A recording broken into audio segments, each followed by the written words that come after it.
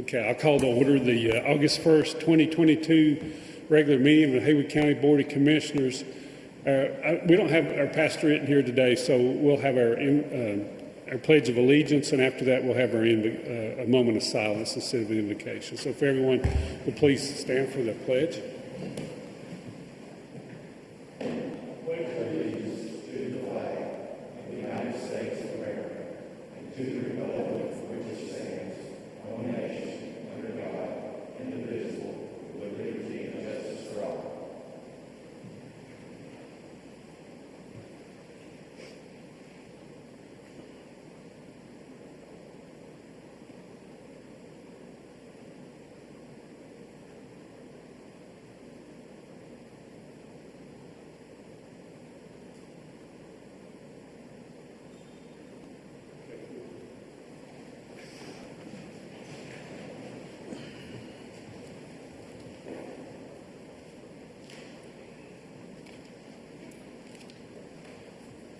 Our next order of business is our public comment session. Would anyone care to address the board this morning?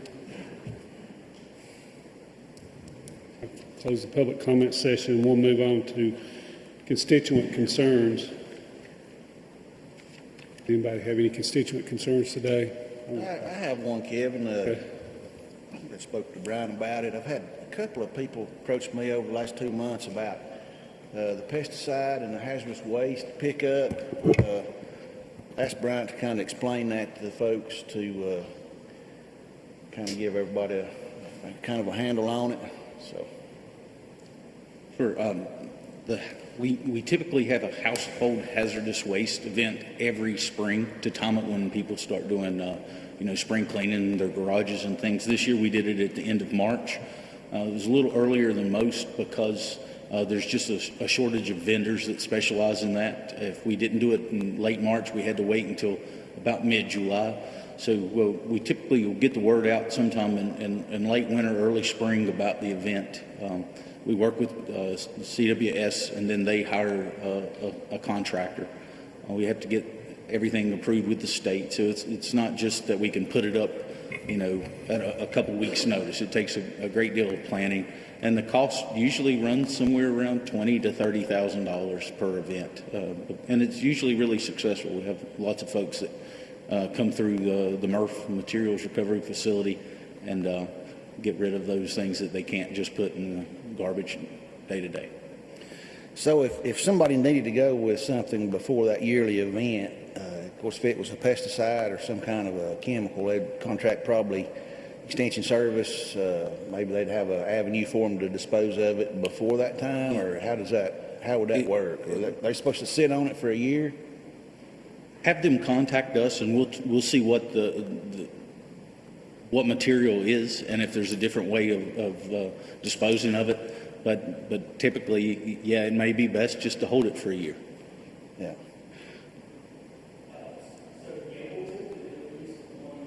You need to come up to the mic. Yeah. Sorry. You've been summoned. Maybe identify yourself.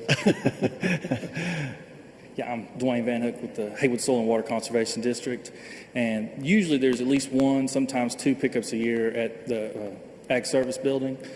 We'll advertise that and get the word out to the community where folks can bring pesticides and drop them off. We'll have a big semi-trailer there, and they can bring it during that time. In between that, that's something they just need to call the Extension office and check and see what they can do, depending on what it is. All right. Yeah, thank you. I believe that'll answer the questions I've been getting, so Okay. I'll know where to refer them to. So, thank you. Thank you for being here. You came to the right place at the right time. Also, just a comment, Kevin, I was up in Crusoe yesterday. My wife and I went up through there, and there's been a tremendous amount of progress made in the last couple of months. I know it's been nearly a year since Fred came, but the little blue house that kind of made the news there on the right, the Queen House, they actually have that foundation elevated. It's built up, and the new home is now sitting on that foundation up above the required elevation height. There's also two more going up the big long straightaway before you get to Cold Creek, there's a house on the left that's been elevated. There's a big sign up. It says your donation dollars at work, and it lists a whole group of organizations that have been working on getting people back in their homes. So just want to make a comment on that. I know sometimes it's frustrating. I know we got some things on the agenda that's pertaining to Tropical Storm Fred today, but it's still a work in progress. So it's exciting to see some of these folks getting some relief from what happened to them a year ago. And I saw that I saw that flood in Kentucky over the weekend, earlier late last week, and it just brought back terrible memories when I saw all that taking place, and know what those folks are going through. So. And on the hazard waste, I know I took advantage of that I had a bunch of paint, but we do it once a year. Is it just the cost why we don't do it more often? You think, Brian? Our contract with CWS covers one time a year. Okay. That's, and I think I'm not sure how it would be effective if we did it more often, but I don't know as far as a cost if it's worth what we would get instead of having one large scale event. But that's certainly something we can talk about at the Solid Waste Committee if we want to do it more often. We have pretty good estimates of the cost. Okay. Probably nice to do it at least every 6 months, maybe, or something. I know when I got there, I think it started at 12, maybe.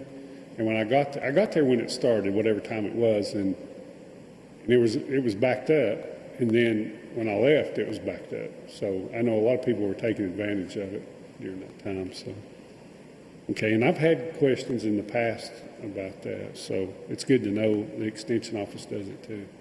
Do we advertise when the Extension Office does it? Is that something that the county does on their? I know the Extension Office. I guess they can call them if they've got questions too. So, does anybody have any other constituents? I do have something else. I know I guess I'm taking all y'all's time. But, I did have a constituent concern about the jail and the railroad right-of-way, and I touched base with Brian about that. I kind of thought I knew the answer, but could you kind of explain where we are on that railroad right-of-way and construction with the new jail? I know I talked to you about it last Friday, I guess. Sure. It was. So. We never were able to get approval from the railroad to build in the right-of-way. In fact, the first design just had the recreation yards in the right-of-way. That's why we were only asking for about 28 feet. Back and forth with the railroad through Frank's work, never could come to an agreement. Actually, sort of the biggest stumbling block was that they wanted an insurance policy bought by the county payable to the railroad. And I just thought that was too much on an ongoing basis. So we asked Mosley to design the facility to not infringe on that right-of-way, and they've brought us back a design Friday before last. There's still a few tweaks, but I think the site will accommodate it. It brings the expansion more into where the annex is and takes up more space of where the garage and facilities operate. So the site's already tough because we don't have enough space for parked cars and things like that. So that's got us in a little bit of a bind, but nothing that we don't think we can work through. Well, I know there was some talk about precedent and some, past practice, and so I guess we got to the point to where we don't need to even fight that fight. So we've got a solution. A portion of the current facility is in the right of way, and the railroad they provided a letter after that saying, we're not going to make you move your building, right, but we're not going to allow any more expansion into the right of way. So we're taking them at their word, and we're trying to stay out of the right of way. Right. All right. Yeah, the railroad right of way is not. It's not black and white.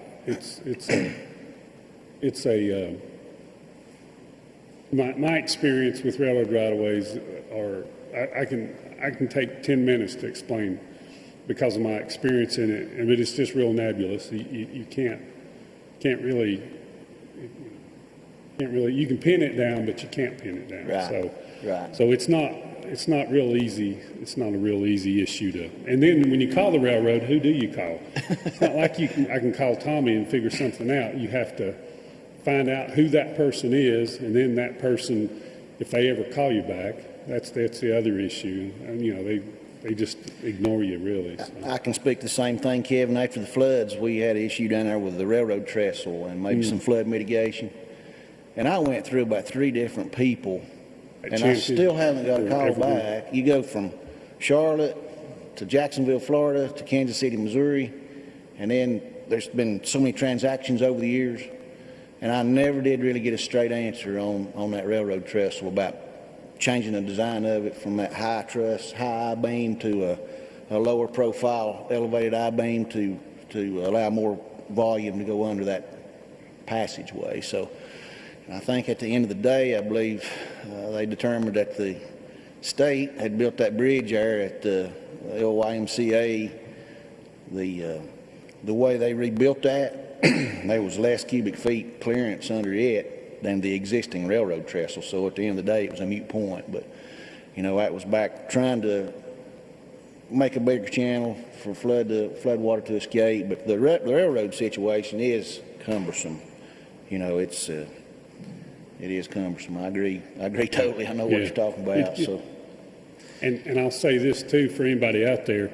A couple of years ago, I got the maps from the railroad. They had never been available. We always assumed the right-of-ways, and they do have specific widths. And these maps were drawn in, I believe, 1915 or somewhere in that neighborhood, or 1920. But anyway, I've got those maps. If everybody wants a copy of a map where the railroad adjoins them, I can provide that. They are recorded, but you can't read them because they're on 8.5 by 11, and the maps are probably 24 by 36. But I've got them throughout the whole county. So if anybody ever wants a copy of those maps, if they're in that area, I've got the whole county in my library, you might say. So, and Frank, if you ever need those, or if any attorneys ever need them, I've got them. But like I say, they are recorded on a deed, but they're just, they're just almost illegible.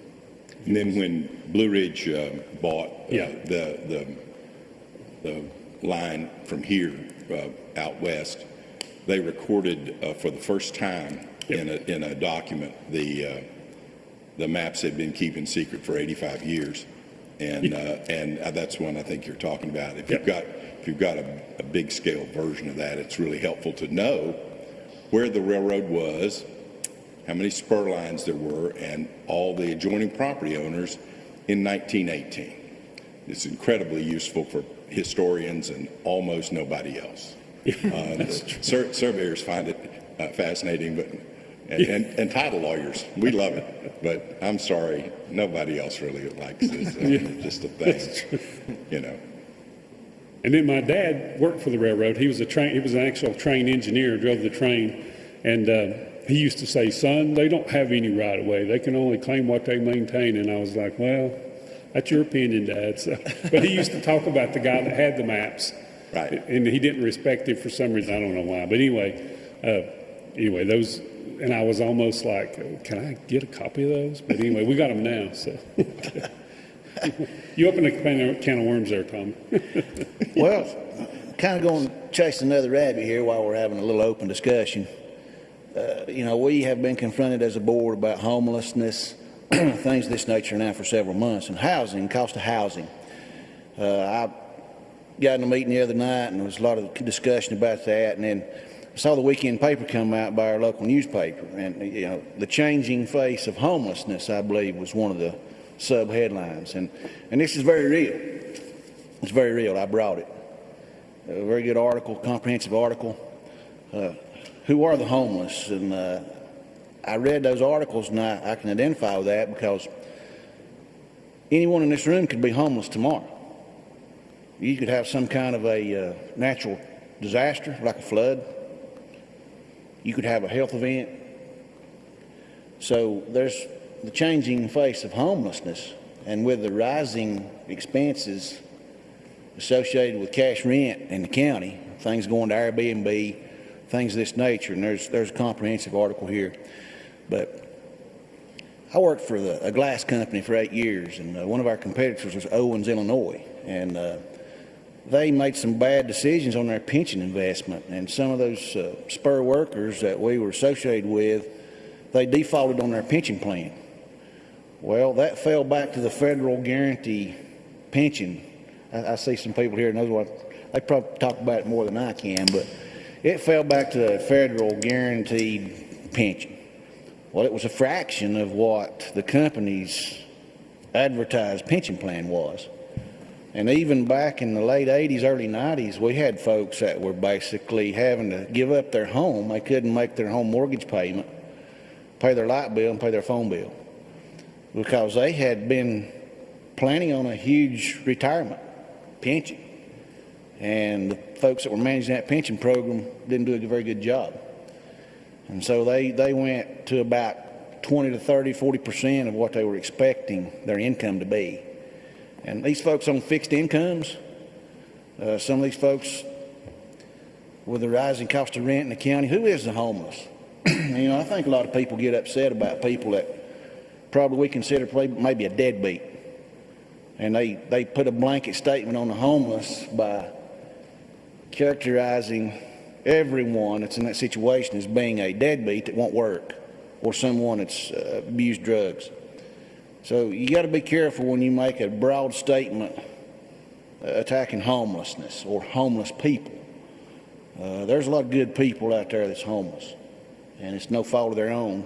So that's just something to add to the conversation. It's not an easy solution in the times that we live in, and I think we go back to, if you had somebody that studied social studies, you can go back to the 50s in this county where a lot of people here moved. I had family that moved to Washington State in the logging industry. I had extended family that moved to Detroit, Michigan to go to work in the automotive industry. There wasn't enough jobs here to support the cost of living, and so there was a mass exodus. There was a population shift, so to speak. And in the economy we live in, we've got an aging population coming into our county. We've got a retirement population coming in here. They've invested well. They've done very well. They come in. I know some of my fellow commissioners that's so closely associated with the real estate business can tell you. They come in here with cash on the hip. They're recession-proof. They've got money. And a lot of it just drives everything up. And it can create severe problems for young people starting out, trying to secure housing with wages that they're making. So just want to throw all that out there during the constituent concerns. So I'm sorry for none of the rest of you guys want to talk this morning? Anything else? No, you want me to bring something? You want me to bring something else up? We know you want to talk this morning. I thought I'd let y'all sleep in a little while this morning. I'll carry the load. You may have to carry me to the next meeting, but. We'll put your own item on here. Okay. I think I'm done, Kevin. Okay. Mr. Chairman, I think I'm done. Anybody else? Okay. Well, and that was a great article, Vicki. I appreciate you doing that because, and I could expand on that for 10 minutes too, but I won't, you know. But it is. There's a lot of stories I could tell that people that come through the county, but thank God for Pathways, and I appreciate the churches that and the volunteers that keep that running, because the vast majority of people aren't these deadbeats as you call them. They just got into bad circumstances. That's right. And you know, you got veterans out here that have disabilities because of their service for this country.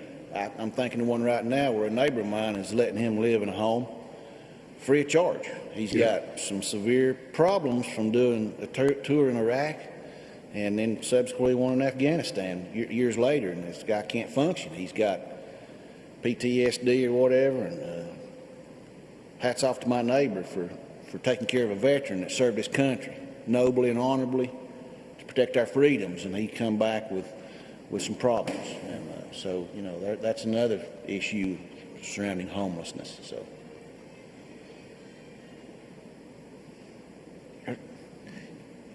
Okay. Sorry about that. Somebody else might want to say something there on the telephone, Kevin. Yeah, better turn that on. Okay, I'll move on to discussion adjustment of agenda, and I do not have any. We do not have any administrative or agency reports either today. On the consent agenda, we have the 10 items. I do want to point out that Amy couldn't be here today, and she will be sworn in probably by Sherry when she gets back from being sick. So, okay. So, does anybody have any questions on the 10 items on the consent agenda? I think item 6 was just something that we'd already discussed in a public meeting. I think, if I'm correct on that, it's just a follow-up on something we'd discussed in depth earlier. I noticed that playground fund, the lottery funds. Yeah. Okay. Anybody else have anything?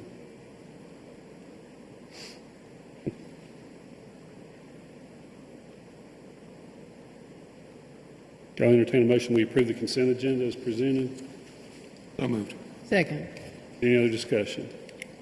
All those in favor indicate by saying aye. Aye. Anyone opposed? Okay, it's unanimous. Okay, we'll move to our regular agenda.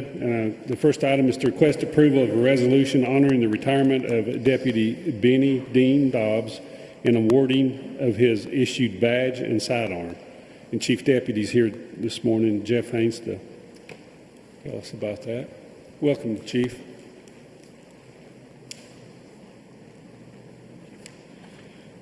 Good morning, Commissioners. Today I bring before you a resolution, as stated, to honor Deputy Benny Dean Dobbs for his service to Haywood County, but also to the state of North Carolina, and asking for this resolution to be passed, which states, whereas Deputy Dobbs joined the Haywood County Sheriff's Office as a deputy sheriff in 2015 and held the rank of deputy sheriff while serving within the Uniform Patrol Division of the Haywood County Sheriff's Office. Whereas Deputy Dobbs' service and dedication to the Haywood County Sheriff's Office and the citizens of Haywood, and his many accomplishments in the field of law enforcement during 7 years, but I'll stop there and note 7 years here, over 30 within the career field, of service to our community, and a total of 32 years within the profession are hereby recognized and commended. And whereas under North Carolina General Statute 20-187.2 provides the retiring deputies of the Haywood County Sheriff's Office may receive at the sheriff's discretion their issued sidearm of such retiring deputy at a price determined by the Board of Commissioners and upon securing a permit as required under North Carolina General Statute 14-402. And whereas Deputy Dobbs has served as a member of the Haywood County Sheriff's Office and is retiring from the Haywood County Sheriff's Office effective today, 1 August 2022, now therefore be it resolved by the Haywood County Board of Commissioners as follows, that Sheriff Greg Christopher is hereby authorized in accordance with the provisions under North Carolina General Statute 20-187.2 to allow the transfer to Deputy Dobbs the badge worn by him during his service with the Haywood County Sheriff's Office, and Sheriff Greg Christopher is hereby authorized in accordance with the provisions under North Carolina General Statute 20-187.2 to allow the transfer to Deputy Dobbs his issued service firearm, which is a Glock 9mm, Model 45 with the serial number stated, at the agreed price of $227.80 upon the securing of a permit as required by North Carolina General Statute 14-402. And be it hereby further resolved, the Haywood County Board of Commissioners recognizes and thanks Deputy Dobbs for his dedicated years of service to Haywood County and its citizens. Adopted this first day of August 2022. And Deputy isn't here this morning, right? He's not here. He is not. His last day on the job was actually the 9th day of July. Okay. And he is, but he was officially, today would be his official last day in employment with Haywood County. We appreciate his service. That's a long career for sure. Mm-hmm. It's a tough job. Thank you. I will say on his behalf, he served in the eastern part of the state for the vast majority of his career, and then moved up here and rekindled his career as well too, and has served us very well for the last 7 years. Yeah, I know Deputy Dobbs fairly well. He's done a good job as far as I know, and I'd like to wish him well in his retirement. Absolutely. Okay. Okay, I entertain a motion that we approve item 1. So moved. Okay, is there a second? Second. Okay. Any other discussion on the comments? All those in favor say aye. Aye. Okay. Okay, Chief. And the next, number 2, is to request approval of a budget amendment from the Sheriff's Office for $2,775 to appropriate fund balance for donations received in fiscal year 2022 that were not spent to be used for the purchase of canine supplies and investigation materials and supplies. Go ahead, Chief. Yes, we're once again come before you this morning to request the transfer of those funds which exist and have existed from the fiscal year prior. Those donated funds were specifically earmarked by the donor to be used for the canine program within the Sheriff's Office, and it is we'll be utilizing that for equipment. Good possibility of replacing bulletproof or ballistic vests for 2 of the canines at this point is probably exactly what it'll be used for. Okay, I'll entertain a motion to approve item 2. So moved. Second. Okay. Any discussion on that? Okay. All in favor say aye. Aye. Anyone opposed? Okay, it's unanimous. Thank you, Chief. Thank you. Okay, then, item 3 is to request approval of Emergency Management Disaster Relief and Mitigation Grant, a memorandum of agreement awarded to the Haywood Soil and Water Conservation District in the amount of $379,400 to address repairs to 3 dikes in the Pigeon River watershed, and approval for the county manager to execute required documentations for said grant, approval of budget amendment. This is the Natural Disaster Fund, $379,400 to accept and appropriate disaster relief and mitigation grant funds to pay for the repairs to 3 dikes in the Pigeon River watershed. And we have our Soil and Water Conservation District Director, Dwayne Van Hook. You're up again, Dwayne. Thanks. Yeah, Thanks for being here, by the way. Yes, no problem. Thank you. Just a quick little background on this project. Of course, we conducted damage survey reports post-Tropical Storm Fred, and each of these sites were identified and a project estimate and cost developed at that time. Unfortunately, they were not funded through the EWP program. So when this grant opportunity with the state flood mitigation program came about, we applied for funding to address these 3 sites. And luckily, we were awarded this grant. So it is a reimbursement. So Haywood County would be responsible for paying the costs up front and then be reimbursed by the state. And our office will be responsible for the grant oversight and reporting and budget and requests and all that for this grant. Dwayne, could you tell us where those 3 sites are at? Well, I'm hesitant to give you exact landowners, but there's one in Bethel, which is located upstream to some farmland and a nursery. And then we have 2 in the Crusoe area. One is near Hidden Valley, and one is just below East Fork Baptist Church. I knew that was, I thought that was the locations. I just wanted the public to be aware of where Yes, they sir. were at as well, or anybody that's watching online. We appreciate you going after this. I know that when EWP wouldn't fund it, you didn't stop there. You went after the grant. We appreciate that. Thank you. I can say I encountered Dwayne and his group over there with, I guess, NCGS surveying the flood levels maybe a day or 2 after the flood, or within the week.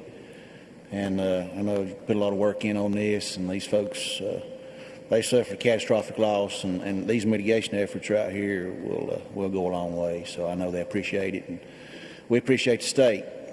I know Commissioner Rogers and I, the commissioners who work, get a lot of calls on it, and I know the EWP programs, federal through the State Department of Agriculture and all the tentacles, that's attached to it. But the state has stepped up big during this. Very proud of the state of North Carolina for what they've done to help folks after this tropical storm. So I can't say enough about the state. The state's come up big. Dwayne, practically, how does this work? So who hires the contractor?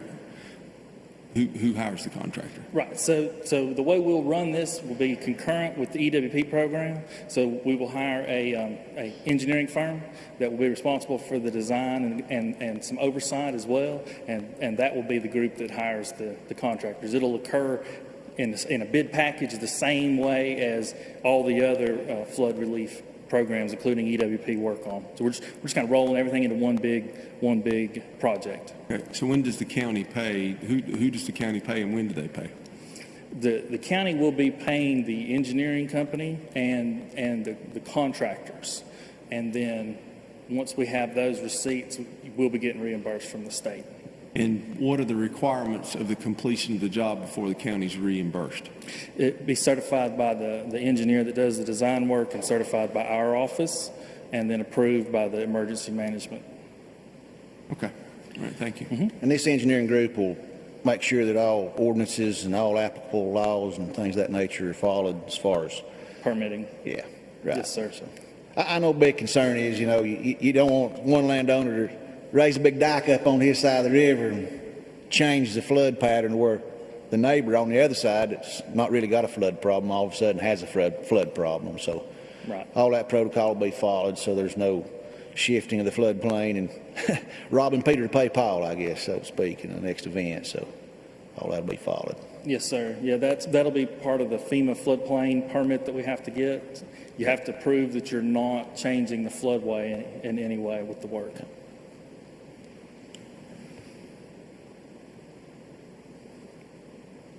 I entertain a motion, we approve item 3. So moved. Second. Okay, any other discussion?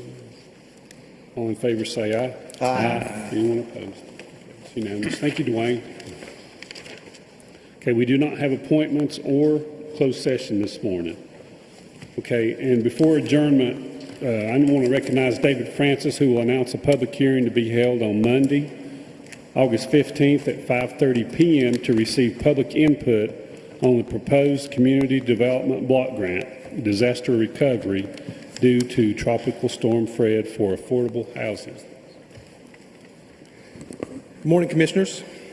A little bit of good news this morning. As the impacts of Fred flood, are still being discussed and felt, a year later.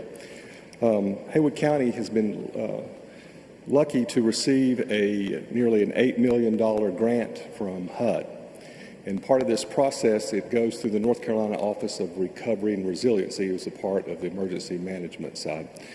And so this grant money will be eligible for affordable housing. To follow up on Mr. Long's comments earlier as well, too, this will help that issue that the county is addressing as well. So the request for a public hearing to receive comments on Tropical Storm Fred draft action plan will be held on August 15th at 5:30. The North Carolina Office of Recovery and Resiliency, or NCORR, N-C-O-R-R, would like to request a public hearing to accept comments on a draft action plan for spending $7,975,000. The U.S. Department of Housing and Urban Development Community Development Block Grant Disaster Recovery funding provided to the state for tropical storm recovery. NCORR proposes using these federal funds to implement disaster recovery assistance in western areas of our state that were designated as most impacted and distressed by HUD due to impacts from Tropical Storm Fred, specifically Haywood County. NCORR and Haywood County officials have been collaborating on planning for the proposed public hearing, which will be held at 5:30 p.m. August 15th at the Haywood County Historic Courthouse. The hearing will include a brief presentation on the draft action plan. Then NCORR and county officials will receive public comments on the plan. Written and emailed comments are also being accepted until 5 p.m. August 30th. The plan is available for review on the Rebuild NC website, www.rebuild.nc.gov, about/plans, and all this will be on our website shortly, policies, reports, and actions. So that'll be on our website, and the plan is now available through the website. I just printed a new version. We've been doing some draft edits back for about the last 3 weeks. So it is a very comprehensive 110-page document. And so it's an interesting read.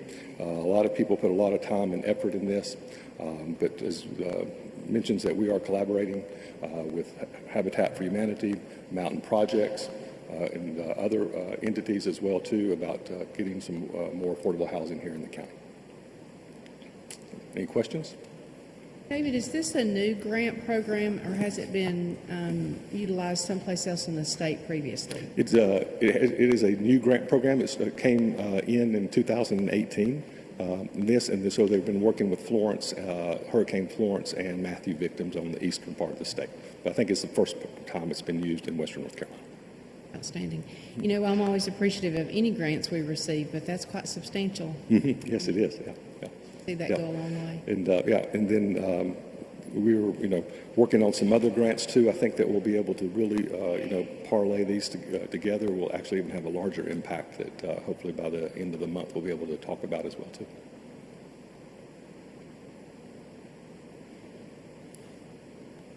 Questions? Okay, we'll look forward to that next time. Thank you. Good news. Okay, is there any other business before the board this morning? I'll entertain a motion, we adjourn. So moved. Second. Okay, all in favor say aye. Aye. Okay, we are adjourned. Thank you.